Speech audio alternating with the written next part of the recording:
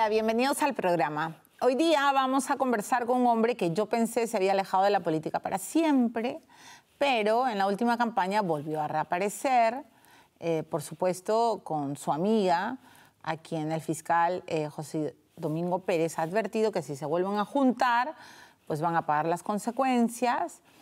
Él la ha defendido por calles y plazas, ya no los vemos juntos, pero es abogado, es profesor, ha sido parlamentario y creo que básicamente es un hombre leal, ¿no? Leal al fujimorismo, leal a Keiko Fujimori y leal a sus convicciones. Así que estoy hablando de Miguel Ángel Torres Morales, más conocido como Miki Torres, y a quien Vladimiro Montesinos, perdón por esta introducción y este arranque, señor Miki Torres.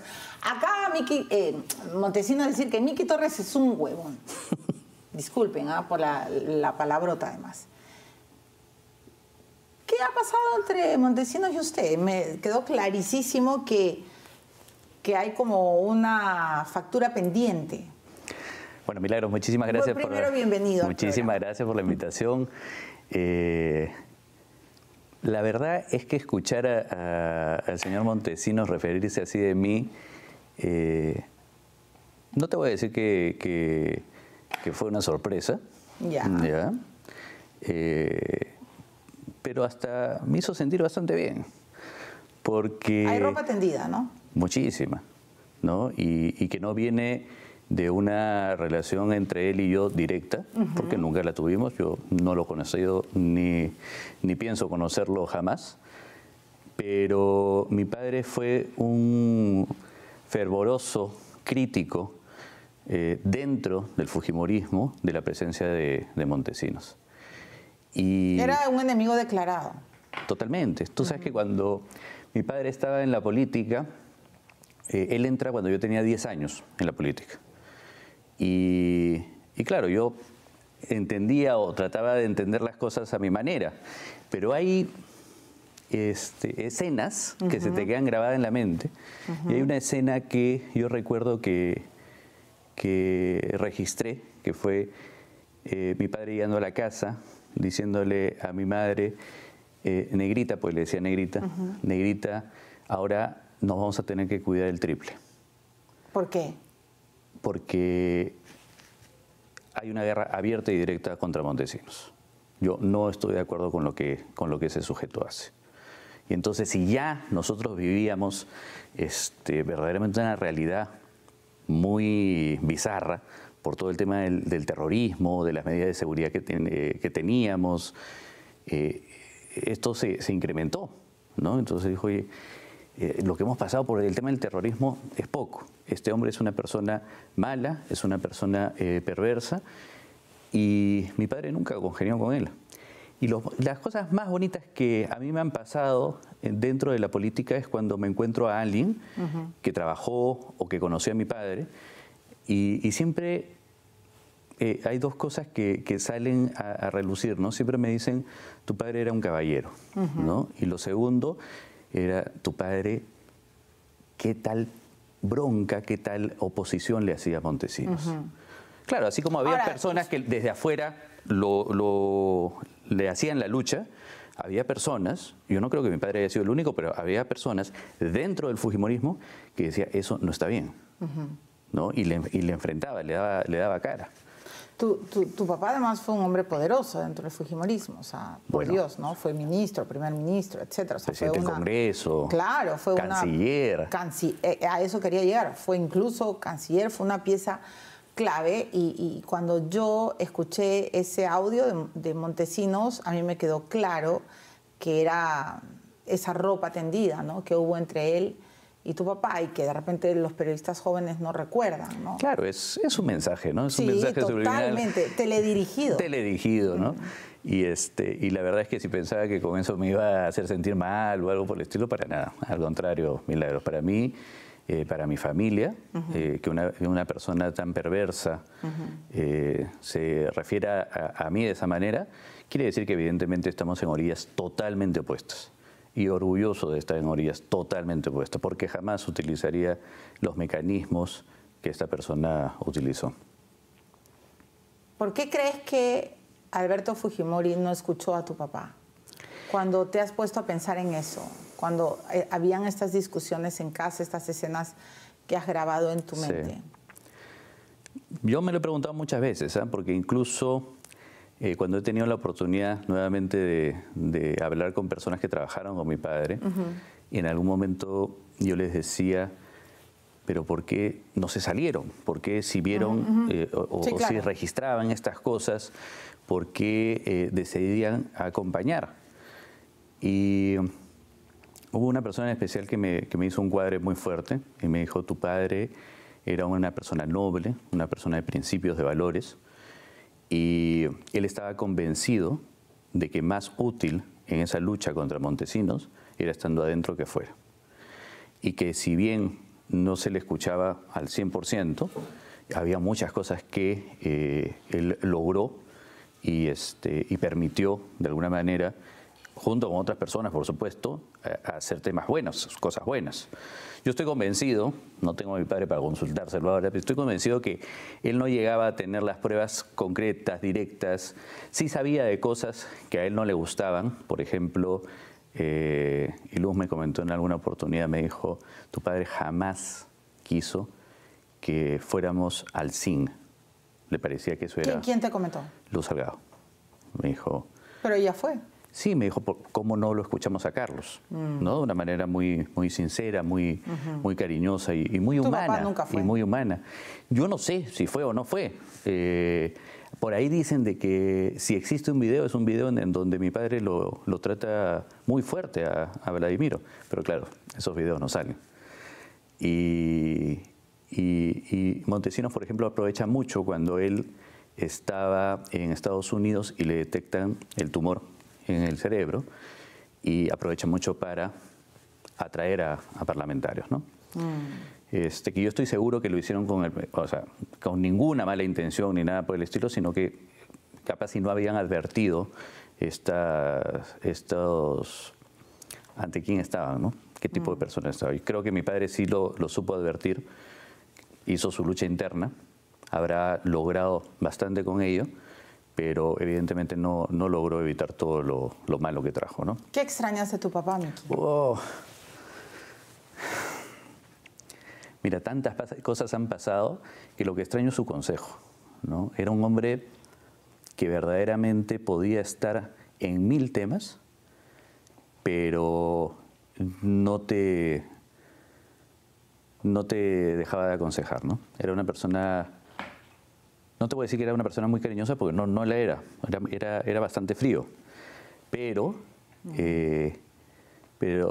si tú tenías una duda, sí te lo iba sí te iba a ayudar. Entonces imagínate todas las cosas por las que hemos tenido que pasar en los últimos años y en donde de una u otra manera he tenido que intervenir.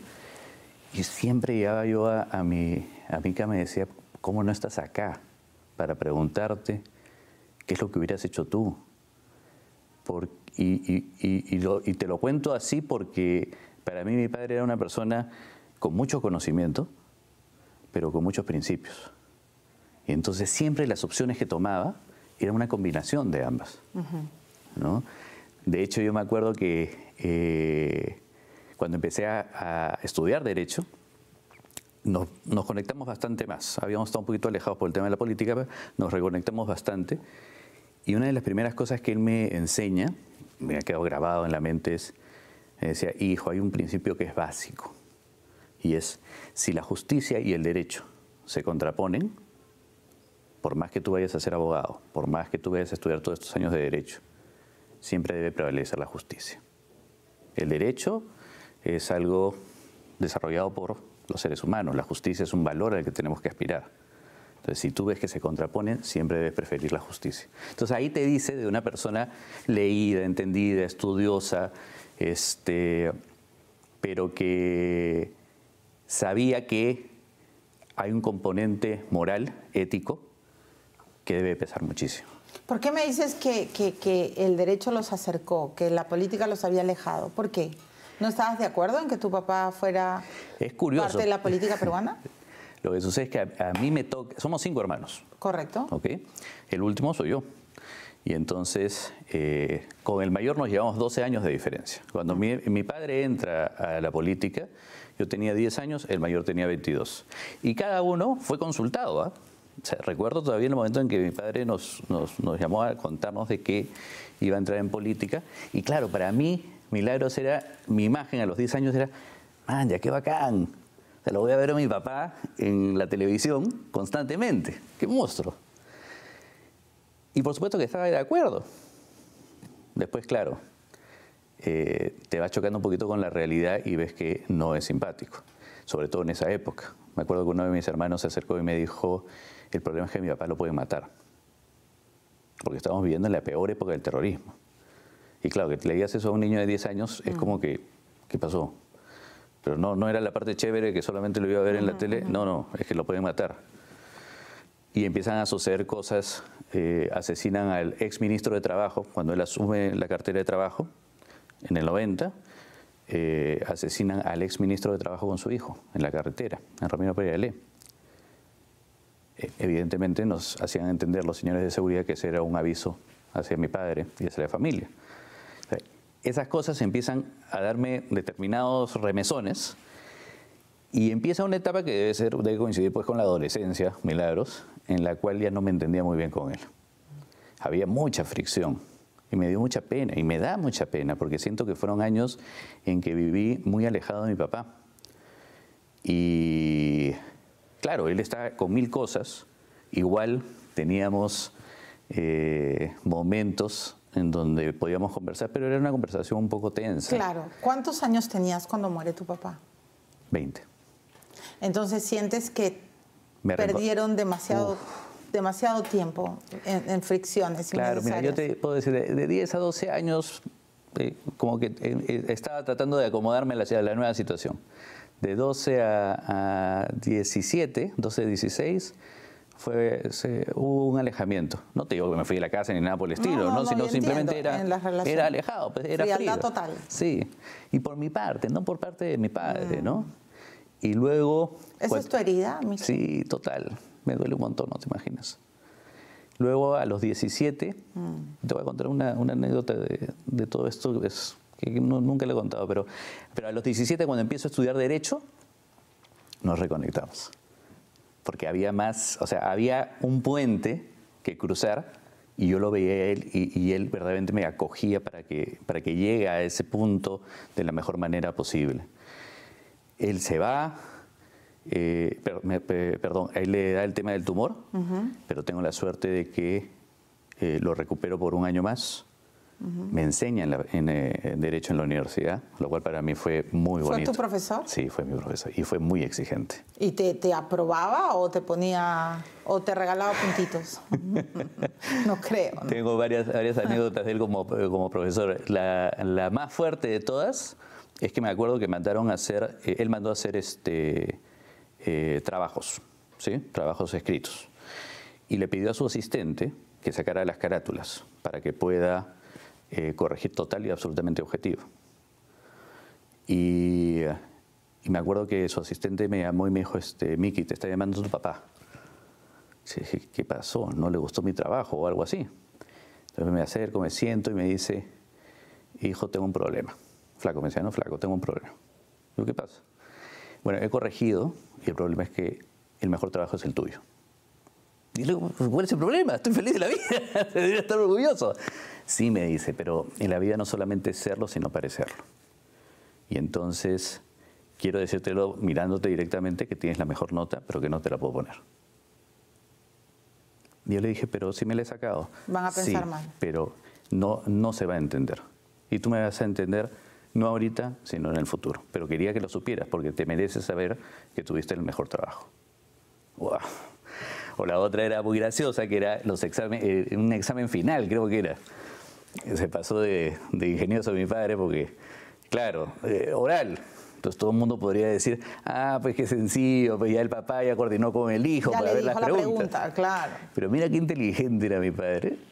Y dijo, a ver, a la más chancona, a mi amiga Tebaldi, Alessandra Tebaldi. Venga, Alessandra, usted le va a hacer las preguntas a Torres. Pero ojo, dependiendo de qué tan difícil sea la pregunta, es la nota que usted va a tener. Y claro, la mujer era primer puesto en todo. Te hizo las preguntas, claro. Pero por supuesto que yo había ese era el curso que creo que más estudié en toda mi vida. Tu papá, claro, Sí, o sea, claro. no voy a preguntar yo, va a ser todo fair play. Ahí te lo pinta de cuerpo entero, claro. cómo era, pues, ¿no? Entonces imagino cómo habrá dolido esos años perdidos, cómo dolerán. Sí, y te iba a contar una anécdota que no mucha gente lo conoce, pero creo que demuestra el amor del padre al hijo y que a veces los hijos no sabemos reconocerlo.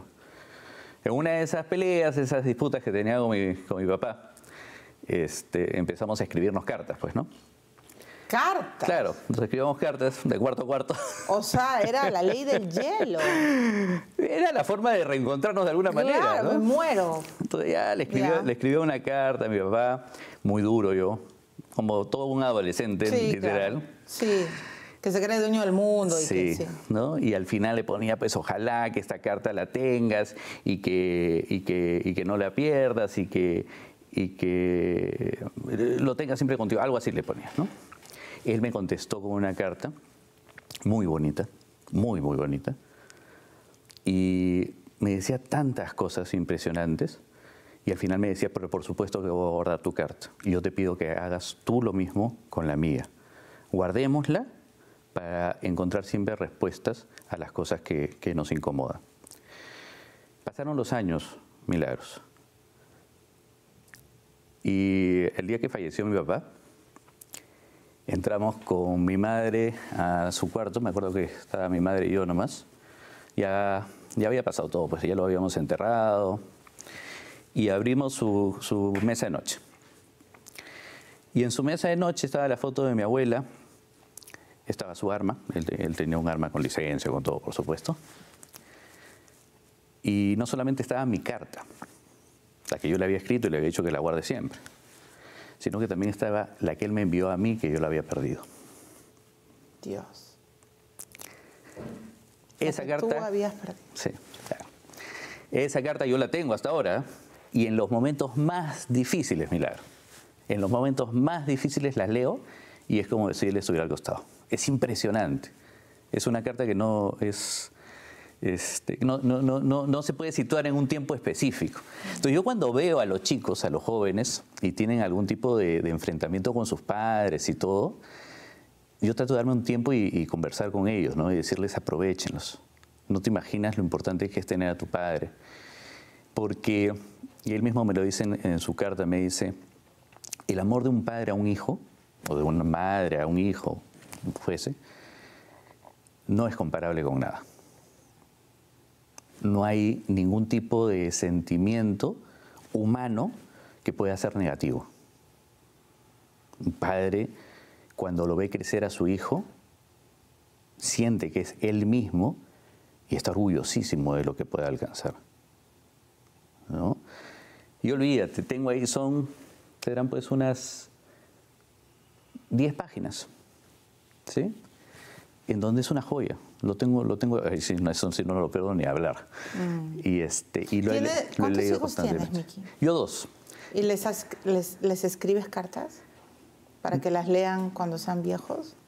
No, la verdad que sí se me ha ocurrido. Se me ha ocurrido más hacer un video, ¿no? Pero no. Lo que sí con ellos es que he tratado de ser bastante cercano, ¿no? O sea, no le estoy recriminando a mi padre como él era, cada uno tiene su estilo de ser. Sí, entiendo. Y además cada tiempo. Cada tiempo es distinto, ¿no? Sí, yo sé. Pero en esta oportunidad yo decía, quiero ser un papá mucho más cercano. Entonces a Carlos, mi hijo se llama Carlitos, y Micaela, a mí me encanta jugar con ellos, ¿no? Leer con ellos, conversar con ellos, echarme en la cama un rato y preguntarles sobre algo y pasar tiempo con ellos, ¿no? Y la verdad es que, y además, bueno, olvídate, mi esposa dice que soy un niño, ¿no? Porque me pongo a jugar con ellos a las pistolas. Está bien, pero así tiene que ser. Sí. Sí, claro. Y la verdad es que lo además, disfruto eso es muchísimo. inolvidable. Sí, no, lo disfruto muchísimo. sé que para ellos también el tiempo que pasamos es valioso. Sé que en la época que estuve de congresista me ausenté muchísimo. Y luego la pandemia, porque para mí yo termino en la comisión permanente. El último día de la comisión permanente coincide con que al día lunes siguiente ya estábamos en cuarentena. ¿Te imaginas el cambio total de mi vida? Total, porque además pasaste de no estar a estar 24/7. Exactamente. Vamos a la pausa para que me cuentes, y además quiero preguntarte, quiero tocarte 2 últimos puntos sobre tu papá. Pero bueno, estamos entrevistando a Miki Torres, ya regresamos de inmediato.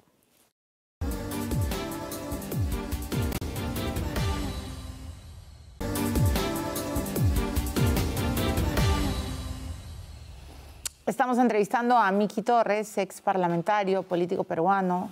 En algún momento dijo que se alejaba de la política, pero nada, yo creo que nunca va a estar lejos de este espacio tan raro, ¿no? Tan extraño, tan insólito, porque uno piensa, ya no se puede tocar más fondo y se sigue tocando más fondo, ¿no? En los enfrentamientos. Yo leí el libro de Alan García, Metamorfosis, y él tiene ahí una frase muy fuerte que dice: el político que cree que puede abandonar la política no se da cuenta que son sus enemigos los que siempre lo regresan. Entonces, claro, en esta oportunidad yo también había dicho, oye, había sido tan intenso lo que nos tocó pasar en el Congreso, que no, ¿sabes qué? Todavía los chicos son muy chicos, yo quiero 10 años de tranquilidad. Y regreso a la actividad privada y se acabó. Nunca me imaginé, Milagros, de que lo que íbamos a tener al frente era el comunismo puro y duro. Y ante esa situación... Regresas y asumes. Y lo bonito es el respaldo que tienes incluso de la familia, ¿no? O sea, mi esposa, los chicos... Pero mi esposa más consciente que los chicos, evidentemente no le había gustado la etapa política, pero ella entiende que es un momento en el cual no es tanto una elección, sino es una obligación, ¿no? Y ella es parte de esto, ¿no? Porque finalmente le está luchando conmigo, ¿no? Pero antes de hacerte unas preguntas sobre ese punto, déjame terminar con lo de tu papá. ¿Alcanzaste a despedirte de tu papá? Sí, yo estaba los últimos meses de mi padre, yo estuve en Boston, regresé, él me había mandado para allá para estudiar inglés fundamentalmente, y no obstante nos habíamos encontrado allá, que estaba muy bien. Cuando yo regreso, lo encuentro y lo... Porque él tenía el tumor, ¿no es cierto?, en el cerebro. Sí, pero ya había superado, digamos. Superó muchísimo. Estábamos muy felices porque ya el tema casi había desaparecido. Y cuando yo regreso, lo encuentro muy mal. Lo encuentro muy desorientado. Entonces lo conversé con mi mamá. Me dijo, sí, está mal, tu papá está raro. Y luego empezamos a darnos cuenta que era nuevamente el tema, el tumor. O sea que no hubo una conversación final, digamos. No. Digamos, coherente no. No. O sea, sí intercambiamos palabras y todo. Pero no hubo esa charla que puede haber entre padre e hijo. O sea, digamos, esa última charla que tú siempre vas a guardar es la carta. Sí. Claro, yo creo que ya es su mensaje incluso después de haber partido acá, ¿no? Diciéndome, un papá quiere a un hijo por sobre todas las cosas. Y esta es mi demostración, ¿no? Sí, claro. Y ahora tú eres papá. ¿Y cómo es la paternidad? Bueno, te decía pues que Más allá de que seas un chochero y que juegues, ¿qué es lo que más te ha enseñado la paternidad? Ese sentimiento que yo no lo entendía, ¿no? Que es cómo puedes querer tanto a una persona. Sí, Tú te increíble. Quedas sorprendido, dices, no, ya no puedo querer más. Y luego al día siguiente quieres más y más y más. Y te encanta entrar en complicidad con ellos. Me fascina, por ejemplo, que se les ocurran ideas como para poder pasar un tiempo adicional conmigo. Sí. Y te das cuenta, ¿no? O para evadir los castigos. Ah, claro, por supuesto. Las novelerías. A mí últimamente me siento mal porque me está dando ataque de risa cuando castigo y me dicen no, y entre ellos cuando son mellizos, ¿no? y entre ellos empiezan a construir sus historias de quién tiene la culpa y yo los miro a los dos y claro. uno de los dos está mintiendo. Pero en lugar de ponerme seria, me da ataque de risa. Y digo, ¿cómo una mamá va a tener ataque de risa? Tiene que ser seria. O sea, los hijos te enseñan mucho, ¿no? Sí. Demasiado. Te enseñan a ser paciente, tolerante. Totalmente. Y además que tienen características pues que verdaderamente tú las aprecias muchísimo, ¿no? Claro. Carlos, el mayor. ¿Cuántos años 13 tiene? años ya.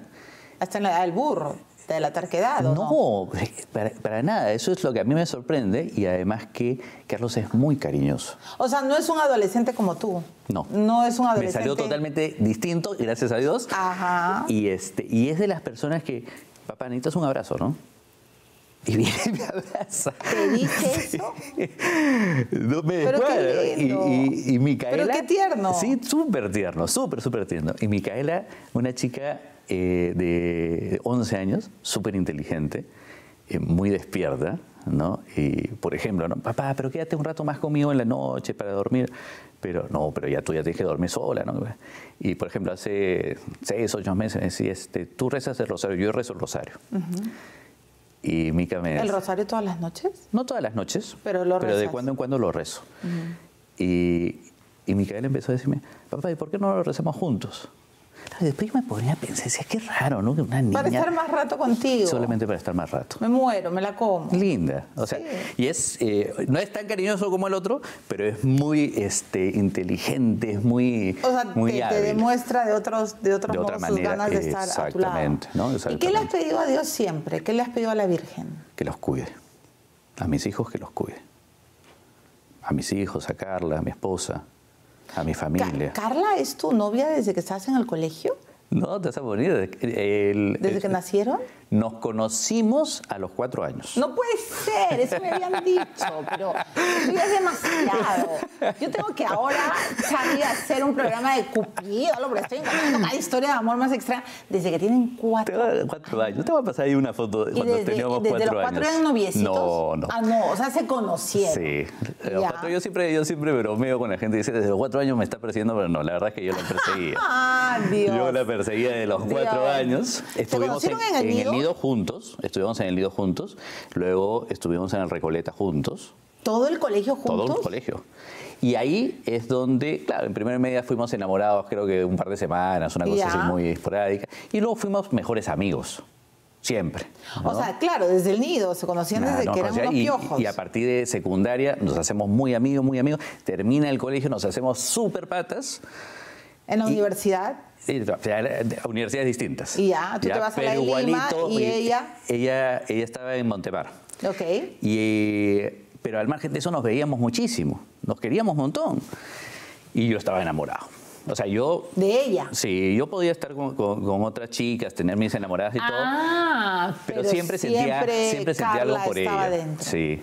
Y cuando se dio el momento en el cual no estábamos ninguno de los dos como enamorados, yo dije, acá soy, ¿no? Acá mismo soy. Aquí corono. Claro, pero el problema fue que ella temía mucho y me decía... ¿Temía? ¿Tenía miedo? No miedo, sino que temía perder a su amigo. Oh, claro, la típica historia. Sí, entonces, ha pasado. No, claro, decía, oye, pero mira todo lo que tenemos. Mira todo lo que tenemos. El sexo lo vamos a lograr, claro. Es verdad, mira Miki. todo lo que tenemos y va a desaparecer un momento. Pero esa es la típica de las chicas. No, yo te quiero como hermano, no lo podemos lograr. Pero a veces pasa. Oye, qué mal liado mi director que está escuchando dice, es la típica de las chicas. No, pasa. Claro, porque en el caso de ella específica, tenía pues, o sea, tenía fundamento su relato, porque si veníamos conociéndonos de los 4 años, obvio, claro, podían decir, oye, mejores amigos. Pero escúchame, también ella era la persona que más te conocía. Sí, por supuesto. Que mejor te conocía. O sea, después, digamos, de mis hermanos, es lo que me conoce, ¿no? O sea, ¿Y cuándo te das cuenta que estás enamorado de ella así? ¿Cuándo te das cuenta que de verdad es ella? A mí siempre me gustó. Y se va a reír cuando vea el programa. Siempre me gustó. O sea, siempre me gustó, siempre... ¿Desde niño? Sí. Miki. Sí. ¿Y te acuerdas de ella a los 4 años? No. O sea, veo las fotos y recuerdo. Pero ¿cuándo es o sea, cuando piensas en Carla, ¿cuál es la escena más antigua? ¿Cuántos años tienen? No sé si la más antigua, pero me acuerdo que estábamos en el colegio quinto de primaria y ella estaba en el patio y tenía como arete un clip grande pero de color. Sí, estaban de moda. Estaban de moda Sí. y me pareció increíble. La chica más linda. Linda. Y Claro, las hormonas, pues, quinto de primaria, ahí están despertando. Pero yo siempre pensaba, no, nunca me va a hacer caso, nunca me va a hacer caso. ¿Y por qué pensabas eso? No sé. ¿Eres inseguro? Era. Yo creo que con el tiempo fui construyendo mi seguridad. ¿Eras tímido? Sí, súper. Súper tímido. Ok. O sea, no te mandabas. No, sobre todo en primaria, una persona muy cohibida, muy tímida, temerosa. En secundaria, las cosas van cambiando. Yo he tratado de hacer un análisis de qué cosas pasaron. Creo que el hecho de que mi padre estuviera en la política me dio mucha firmeza. Fui convirtiéndome poco a poco en líder dentro del colegio. Fui presidente de mi salón todos los años, fui presidente de mi promoción en el último año. ¿Ella estaba en tu salón o en otra aula? Estuvimos, nos chocolateaban siempre, todos los años, claro. pero sí coincidimos en alguna Pero, oportunidad. o sea, no eras el hombre que se mandaba, que se creía dueño del mundo, No. que decía acá, donde pongo el ojo, pongo la bala. No, para nada. Pero sí terco, ¿no? Y decía, bueno, ya en algún momento será. Ya, ¿y en qué momento fue? ¿Cuántos años tenías? 23. Pero no estarme equivocando. Sí, porque si no, las mujeres 23, que llevamos cuenta. 23 porque estuvimos 2 años de enamorados, nos casamos a los 25, chibolos, porque ya nos conocíamos. Pues. 21 años después de conocerte se casaron. Sí, ¿Me puedo? 21 años. No, es que esta historia nos es casamos, demasiado. esperamos 2 años más y a los 27 ya fuimos Claro, papás. pero a ver, que quede claro que ella no fue tu única enamorada y que tú no fuiste su único enamorado. No, para nada. O sea, Lo curioso era, y no hacíamos nada malo, pero lo curioso era que nuestros enamorados confiaban. Decían, no, con Miki sí sal, no hay problema. No, con Carla, no hay problema, ve nomás. Claro, como que mantequilla. Claro, exactamente. Y Mantequilla. literalmente, nunca Qué pasó nada. ingenuos ellos, Qué ingenuos. Nunca Era pasó la mantequilla nada. más dorada que no sabe. Claro. Nunca pasó Y nada. Nunca pasó nada, nunca hubo un agarre, nunca hubo un choque y fuga, nada. No. ¿Y por qué estás rojo? No. o sea, Es que normalmente no converso estas cosas, ¿no? Pero escúchame, seguramente en el imaginario tú querías pues todo, ¿no? claro, no, yo la veía a ella y era para mí inalcanzable, pero luego me di cuenta que verdaderamente era con quien quería estar. Y de hecho, mi forma de explicarle a ella en ese tiempo y luego con los años venideros ha sido bien curiosa, porque he dicho, yo estoy con Carla porque Carla es exactamente todo lo que yo no pensaba que debía ser mi esposa. ¿Ya? ¿Por qué? Porque yo tengo una imagen de que, no de una esposa sumisa, pero no, sino de una persona que digamos... Tiene opinión, identidad propia, etc. No, que más bien debía seguir lo que yo fuera a desarrollar. ¿Tú querías eso? Era ese pensamiento retrógrado. Eras un machista espantoso. Era. Me muero. No, vamos a la pausa porque me va a empezar a dar alergia. O sea, era la mujer que tenía que ir 2 pasos detrás tuyo mientras... No exactamente así, pero digamos que me imaginaba, tenía esa imagen, ¿no? Claro, conservadora absoluta. Sí. Pero Carla fue exactamente lo contrario. Y después de la pausa me cuentas cómo fue este cambio y cómo Carla... Muy bien, Carla. Muy bien, Carla. No te conozco, pero me parece bien. A punta de sartén y de estate quietos, lo debe haber, ¿no? ¿Por qué los hombres piensan eso? Sí. Bueno, voy a ir a la pausa porque les voy a contar una cosa que me dijo Johnny al año, creo, de estar casada, que yo casi me muero. Pero después se lo voy a contar a Miki Torres. Ya venimos.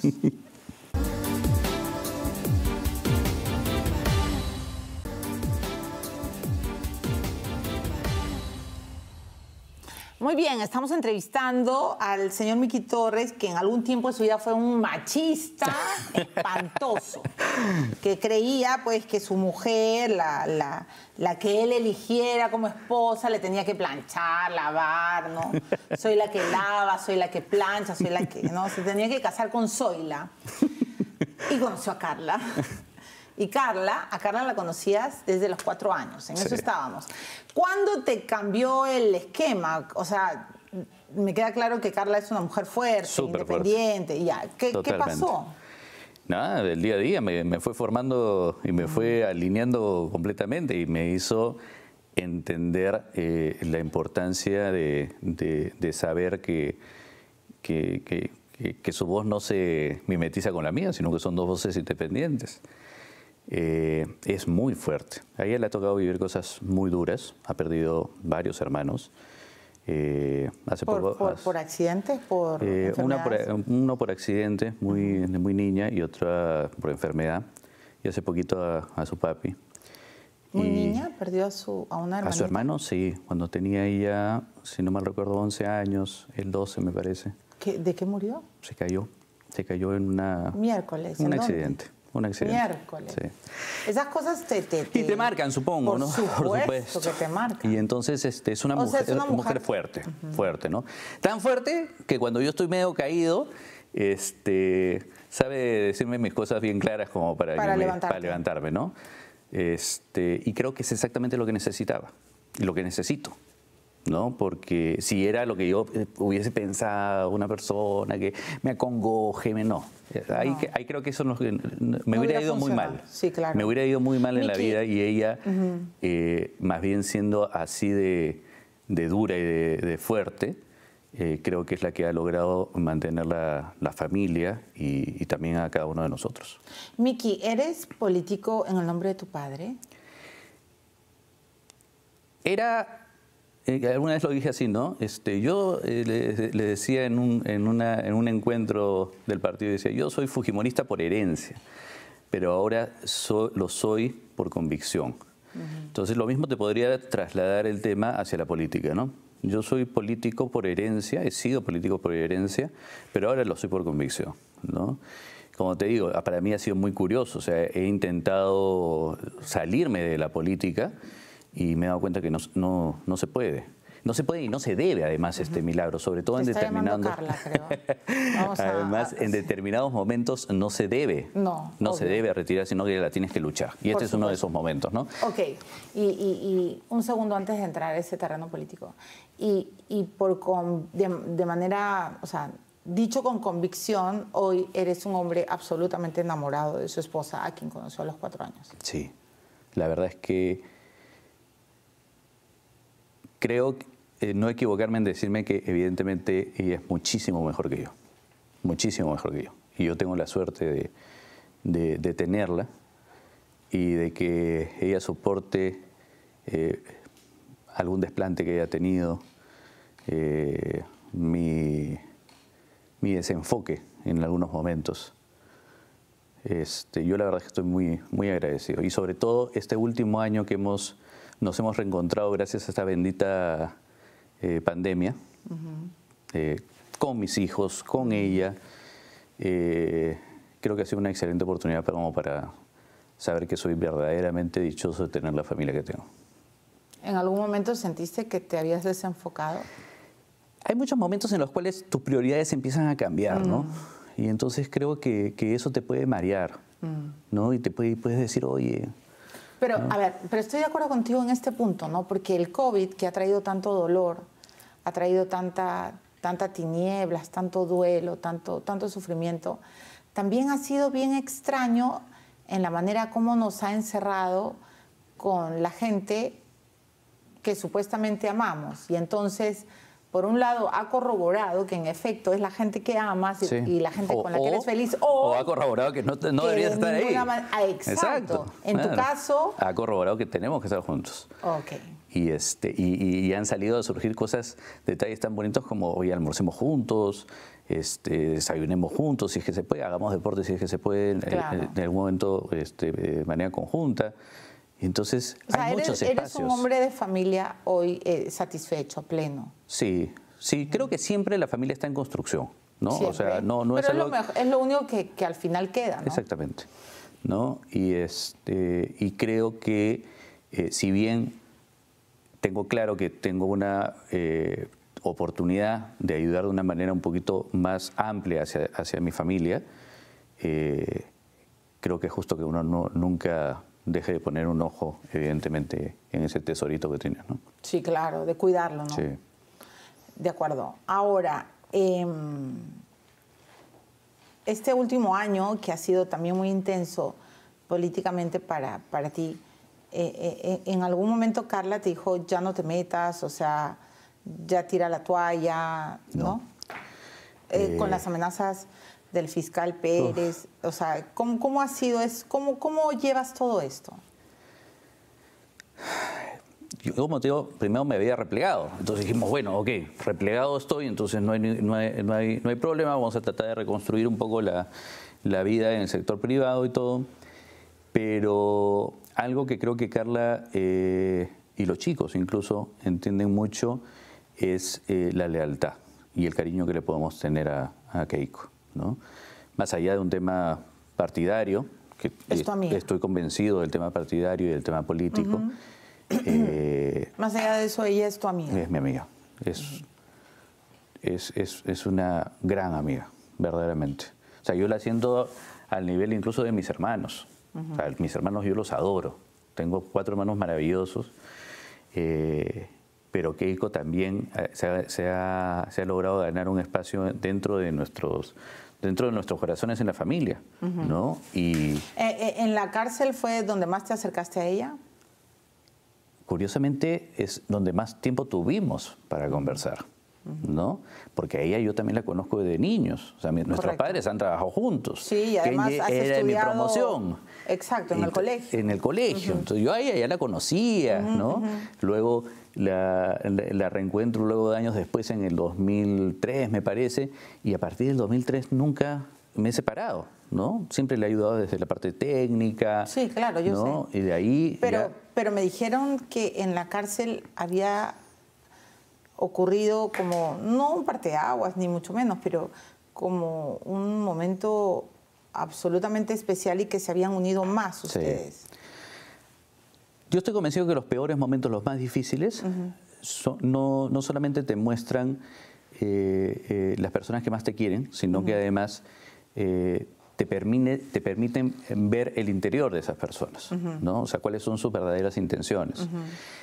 Y creo que la situación de Keiko era dificilísima, ¿no? Y la verdad es que yo vivía sufriendo mucho por lo que ella estaba pasando. Sus 2 hijas, Kiara Kaori, son de la edad de Carlitos y de Micaela. Entonces, verla a ella, para mí era verdaderamente duro, porque pensaba en las chicas, decía, imagínate que me pase eso a mí. Y además con la sensación de que esto es injusto, porque por lo menos, pues si tú sabes ya, oye, verdaderamente cometió actos delictivos, ok, pues no. Pero si tú sabes y dices, oye, esto es una injusticia, ¿cómo rayos puede estar pasando? Entonces tenías esa sensación. Yo me acuerdo que yo la visitaba 2, 3 veces por semana. Y nos quedábamos conversando y quedábamos hablando y empezábamos a alimentar mucho la fe con Dios uno con otro. Encontramos espacios en donde entendíamos un poquito por qué Dios mandaba todo este tipo de pruebas.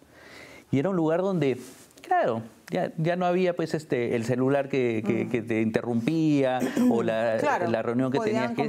Podíamos conversar un poquito más tranquilo y empezamos incluso a intercambiar libros. Entonces... ¿Temes ir a la cárcel, Miki? Uno respondería normalmente, no, eso es imposible. Ya, ahora, en la situación en la que vivimos, la verdad es que ya nada es imposible. ¿Crees que Keiko es una perseguida política? Son complicadas las preguntas, ¿ya? La primera, la de si temo, por supuesto que temo, no porque sienta que haya hecho algo malo, porque te aseguro, Milagros, que no lo he hecho.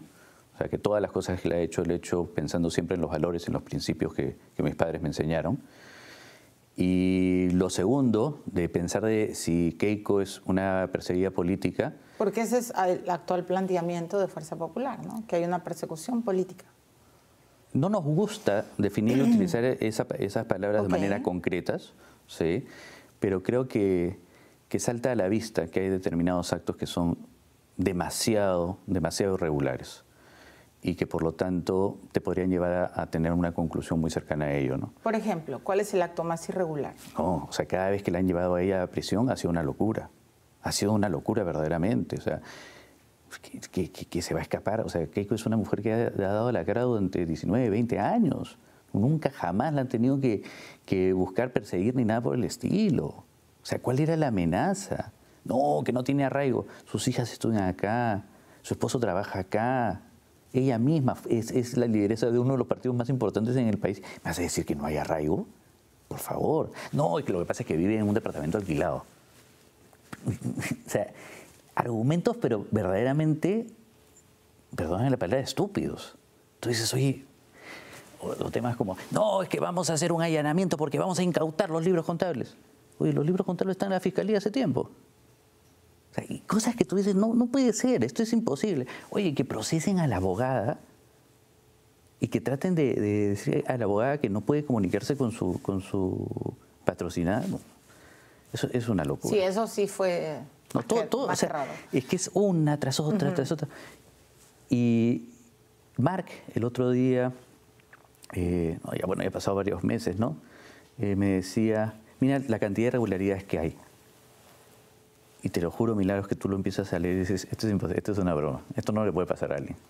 Bueno, pero y imagino que tengo que ir a la pausa, pero al margen de todo, eres de los que cree que si ella tiene, o cualquier persona, cualquier político imputado como ella tiene que seguir un proceso complejo, que lo haga en libertad. Por supuesto. Estás absolutamente en contra de las prisiones preventivas. Totalmente, y no solamente por ella, sino porque también en esa etapa a mí me tocó conocer muchas internas que se acercaban y me contaban sus historias, Milagros, y no hay derecho.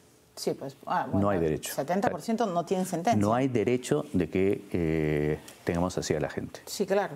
Esa es la gran pesadilla del... Una mujer, me acuerdo, me decía, estoy acá hace 4 años y yo entré cuando iba a tener a mi hijo, lo tuve mi hijo, y a los 3 años me lo quitaron y se lo llevaron. Y le dije, ¿por qué? No, es que acá no los puedes tener después de los 3 años. Sí, solo hasta los 3.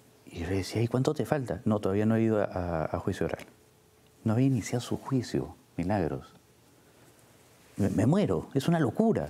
Es que es una locura, el 70% de la gente que está en prisión, mal. Que está sin sentencia. Y claro, y si lo que pensamos es que mirando hacia otro lado ya no nos vamos a dar cuenta, entonces estamos mal. Sí, por supuesto que estamos mal como país. Y acá no se trata ni de los políticos, o sea, no se trata ni del rey ni del paje, se trata de lo que es justo, que es que la persona que está en prisión tiene que estar con sentencia. Pero es verdad lo que dices, hay gente que está y no pasa nada, y peor si no tienes recursos. Claro, y finalmente no eres conocido, entonces... No, por eso, peor sin recursos. Vamos a la pausa, estamos entrevistando a Miki Torres. Ya regresamos.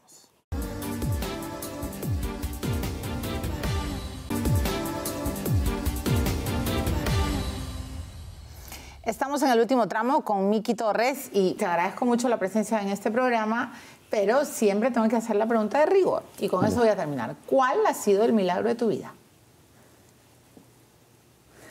Uy, es que no te he contado una muy fuerte. Micaela, evidentemente mis 2 milagritos son mis hijos. Pero, Carlos y Micaela. Carlos y Micaela. Pero Micaela tiene un detalle especial. Micaela es 6 mesina.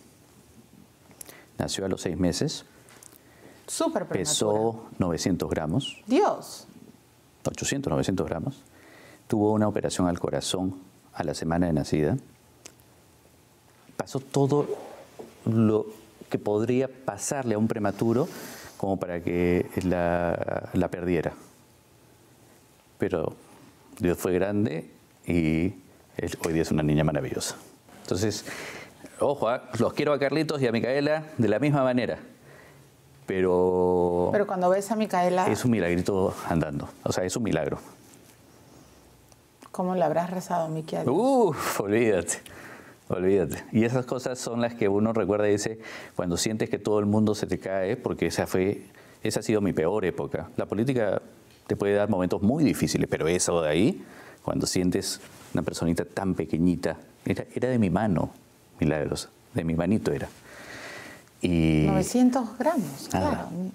Y después bajó incluso, y llegó hasta 800, y la operación al corazón.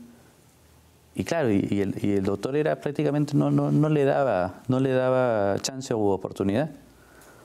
Y la fortaleza de Carla, la fortaleza también de una persona maravillosa que es mi mamá, que siempre nos ha apoyado en todo, y la de mis hermanos es lo que nos permitió sacar el tema adelante, ¿no? Salir, lograrla a ella.